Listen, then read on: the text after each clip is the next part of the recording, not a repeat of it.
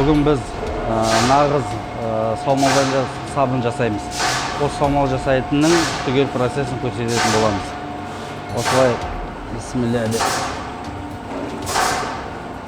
саумалымызды шөуге құямыз. Самое натуральное мыло с добавлением саумала. Включайте.